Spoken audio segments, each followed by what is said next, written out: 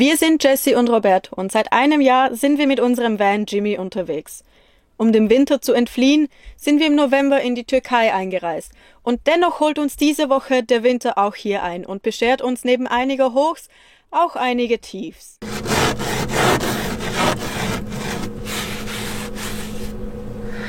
Es war ziemlich kalt diese Nacht. Und dennoch sind die Hochs umso höher, wie zum Beispiel, als wir anfangs der Woche Zeugen eines Spektakels sondergleichen werden und an keinem anderen Ort als Kappadokien.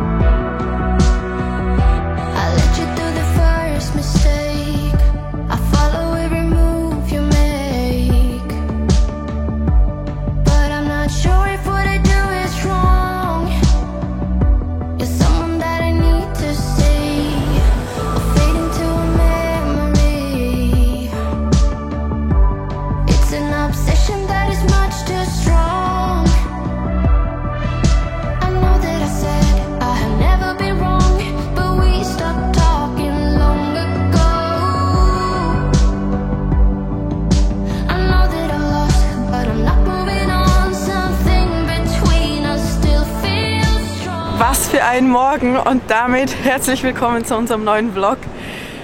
Wir sind heute aufgestanden mit Balance vor der Haustür und diesem wunderschönen Panorama. Es ist unfassbar, es ist so wunderschön. Wir sind so froh, hier zu sein.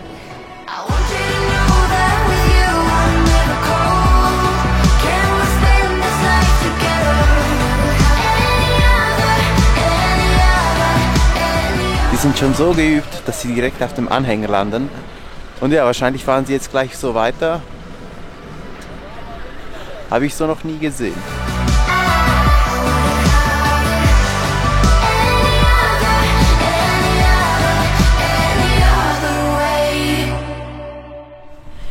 Der Morgen war wirklich traumhaft und mittlerweile hat sogar das Wetter aufgetan, also haben wir uns entschlossen, hier in einem Tal spazieren zu gehen. Es gibt hier so eine etwa einstündige Runde, die wollen wir machen und ich schaue auch gleich noch nach, wie das Tal heißt, denn ich kann mich nicht erinnern.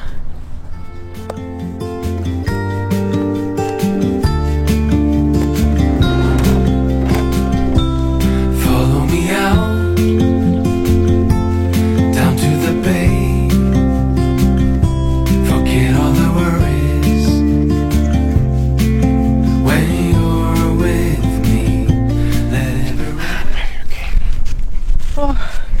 Die zwei sind gerade knurrend auf uns zugerannt. Ich hatte in einem Moment ein bisschen Angst, aber jetzt sind sie auf einmal total zutraulich. Naja.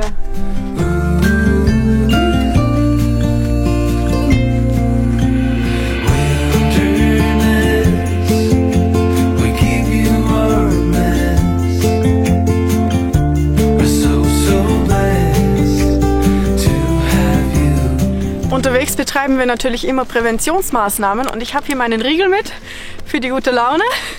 Und ich habe auch nachgesehen, wie das Tal heißt. Wir sind hier im Semi Valdisi.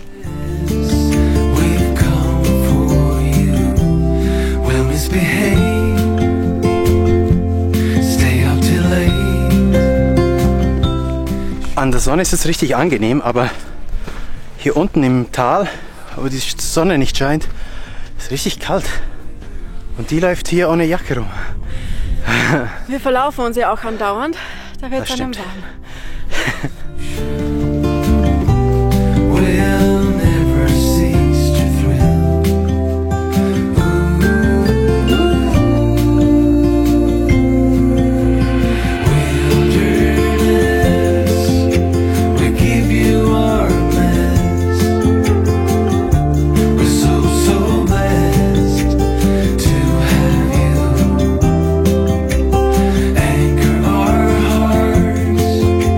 And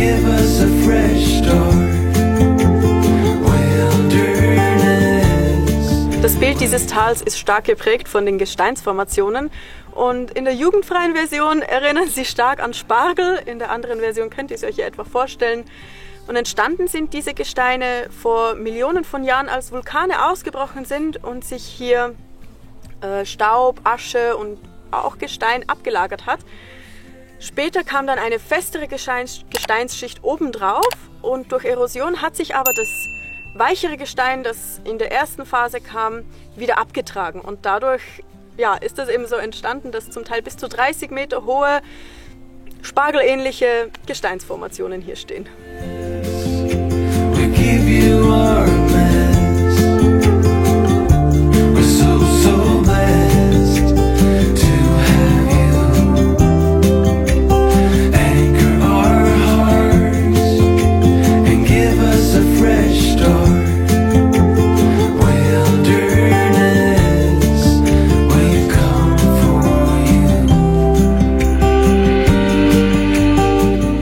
Wir waren eigentlich schon beim Van und jetzt haben wir diese Höhlen entdeckt. Müssen wir natürlich gleich mal anschauen.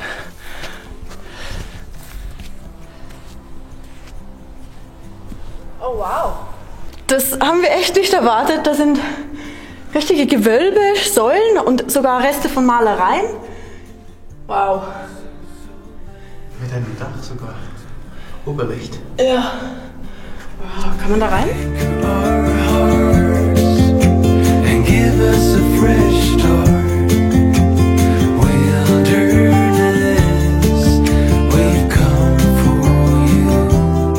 Man merkt, das muss einfach aus einem Fels gehauen sein, sonst würde dieser Rest der Säule ja niemals halten. So beeindruckend. Ich glaube, das war mal eine Kirche, also so von den Malereien her. Oder nicht? Was meinst du? Ich glaube schon, da sind auch überall Kreuze. Und ich glaube, es sind hier auch ein paar Reste von Malereien mit Heiligenschein um den Kopf.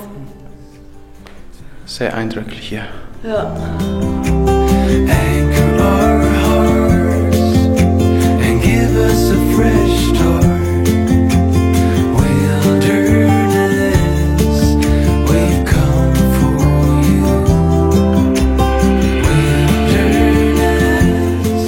So, aber jetzt laufen wir wieder zurück zum Van und suchen uns einen Platz für die Nacht.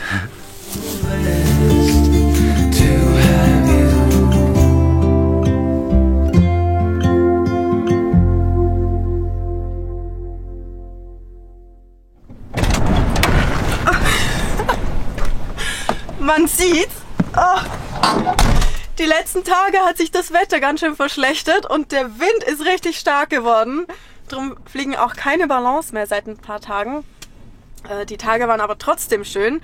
Wir haben sie genossen mal ein bisschen, ohne Kamera, das ist nochmal anders und waren richtig froh um diese Tage. Jetzt aber wird das Wetter noch schlechter und darum fahren wir weiter. Es sollen sogar Minusgrade sein die nächsten Tage, auch tagsüber. Also ist das ein guter Grund. Wir wollten euch eigentlich noch zeigen, das haben wir letztes Mal vergessen, die Teppiche, die wir gekauft haben und wir haben in der Zwischenzeit noch ein bisschen mehr gekauft, aber das zeigen wir euch später, denn jetzt fahren wir erstmal los und zwar an einen ganz besonderen See.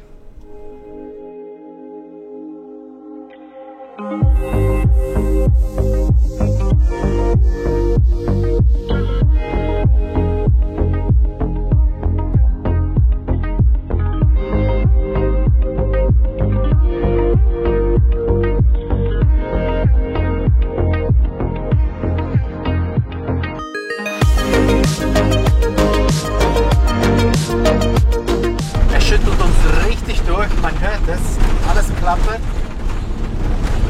Ja, keine Ahnung, wo diese Straße uns hinführen wird, aber ich hoffe zum Ziel.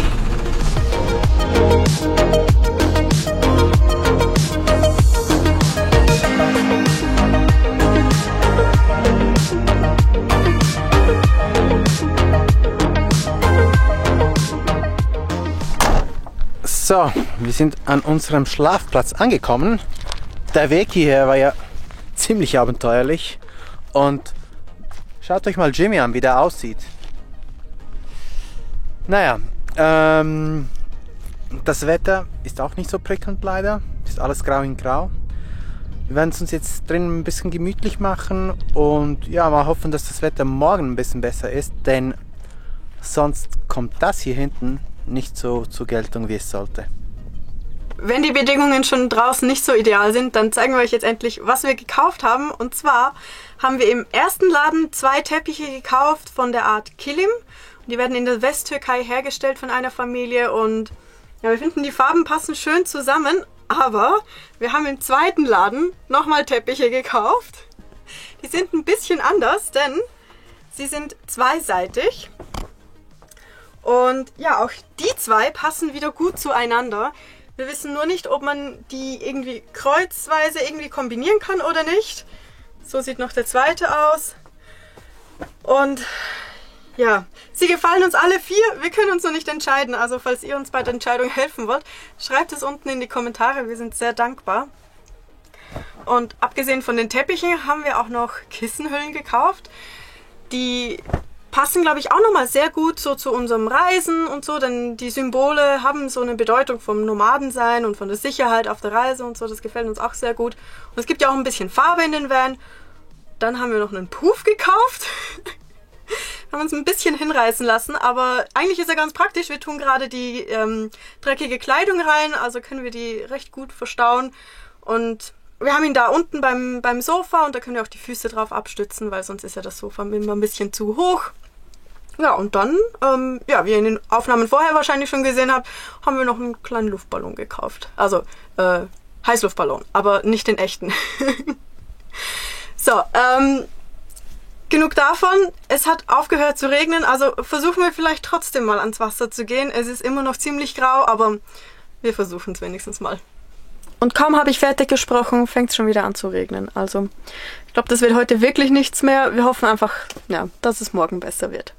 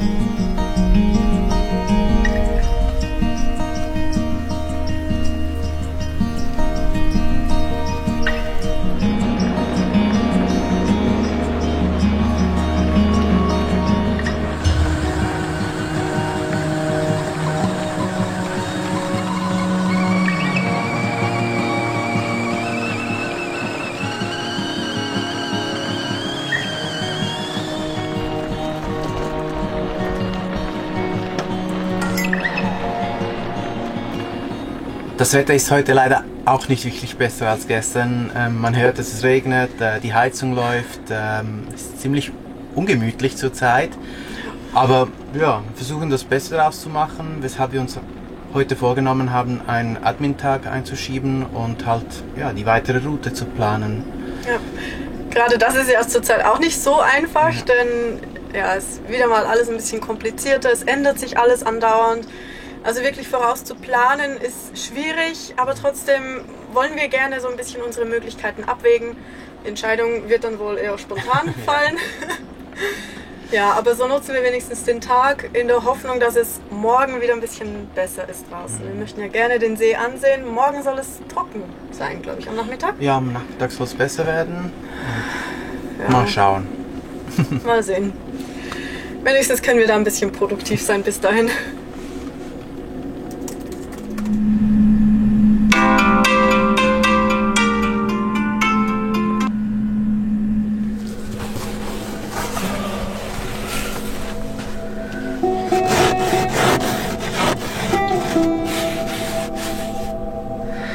Es war ziemlich kalt diese Nacht.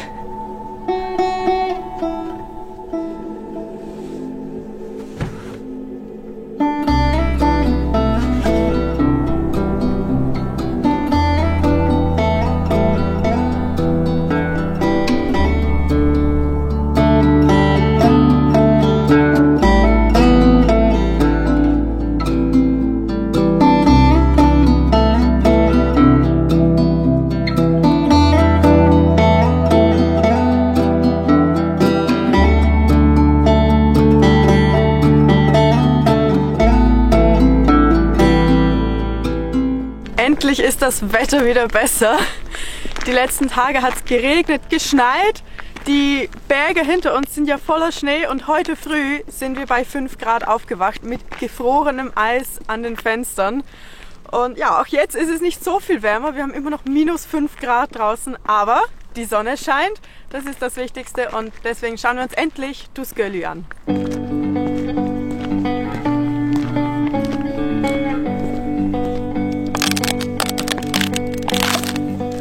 Man sieht, wie stark das gefroren ist, wenn es sogar mein Gewicht trägt. Das ist unglaublich. We get your soul, hunting alone, traveling from the deep forest into the sun. Der Salzsee ist übrigens an der längsten Stelle 100 Kilometer lang, an der breitesten Stelle 50 Kilometer breit. Und besonders interessant ist die Tiefe von gerade mal maximal 2 Metern. Das kommt daher, dass es keinen Zufluss gibt und nur durch Niederschläge Wasser kommt oder eben dann auch wieder verdunstet. Oh, oh, Geronimo, tears keep on falling, the nighttime is out. Oh, oh, Geronimo. Es ist schon sehr speziell jetzt mit der Spiegelung und also wir haben auch Glück, es weht fast kein Wind. Und das Interessante ist ja an Tuskegee, es ist einer der salzigsten Seen auf der Welt. Es ist der zweitgrößte See in der Türkei und mit einem Salzgehalt von bis zu 37% ist es sogar salziger als das Tote Meer.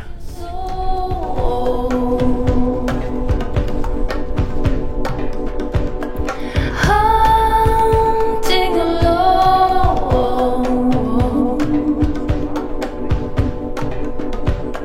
traveling from the deep forest into the sun.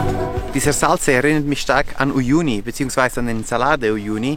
Da waren wir vor ein paar Jahren als Backpacker unterwegs. Ja, als wir da waren, war der Salzsee ohne Wasser. Hier ist es mit Wasser, auch sehr interessant und ich kann mir gut vorstellen, dass das im Sommer richtig cool aussehen kann. Keep on falling, the nighttime is out. Oh, oh, Geronimo.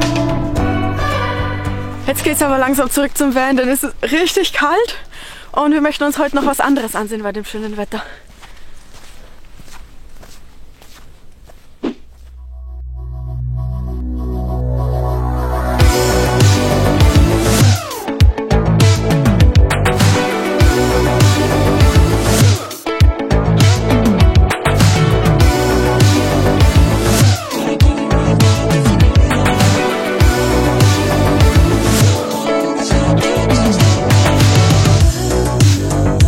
Door is open, I could walk right in.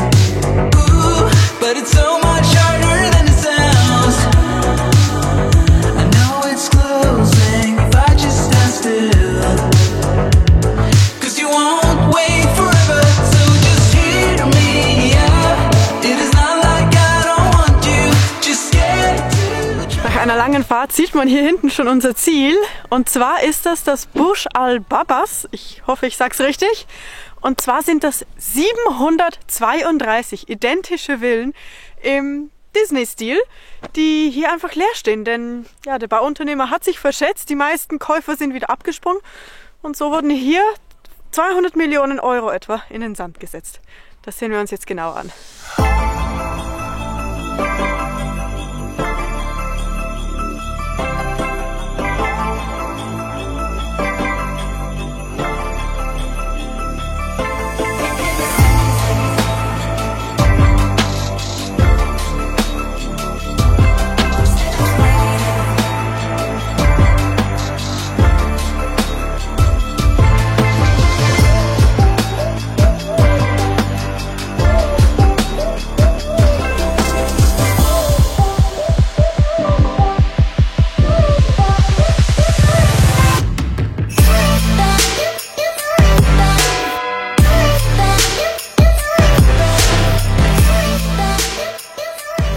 Leider ist nichts draus geworden. Wir konnten nicht rein. Da stand ein Wärter und ja, es ist strikt verboten, da reinzulaufen. Ja, und Sicherheitstechnisch und ja. ist auch alles abgeriegelt, also mit Stacheldraht und so. Also da kommt man wirklich nicht rein. Nein. Und ja, wir respektieren das natürlich.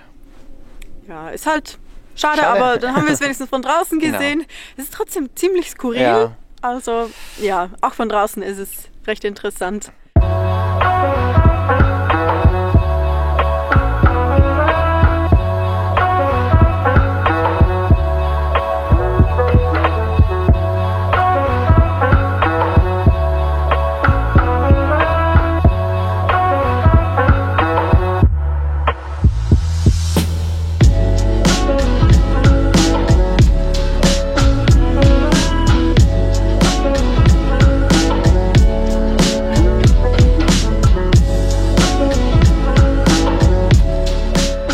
Wow, was war das denn? Wir fahren über einen Hügel drüber und auf einmal sind wir im Winter Wonderland. Also so viel Schnee überall, neben den Straßen, auf den Bäumen. Wahnsinn, das hatten wir wirklich nicht erwartet. Ja, und dann auch noch mit den Farben vom Sonnenuntergang, wirklich wunderschön. So, ja, jetzt aber endlich zum Schlafplatz und damit beenden wir es wirklich für heute.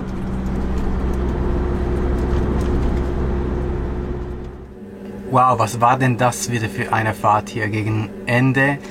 Der ganze ja. Schnee hatten wir so gar nicht erwartet. Nein, also wirklich nochmal so viel, das, ja. Ja, wir sind jetzt aber am Schlafplatz angekommen. War ein anstrengender Tag. Anstrengende Woche, würde ich sagen. Ja.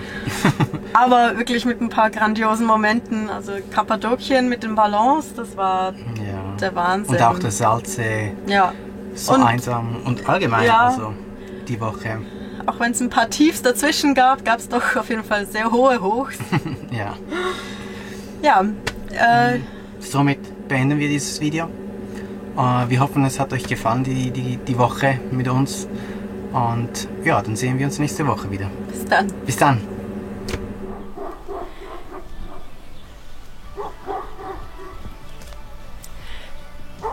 Wie soll ich anfangen?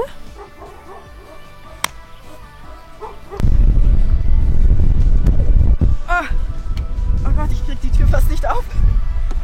Was ist das für eine Straße hier wieder?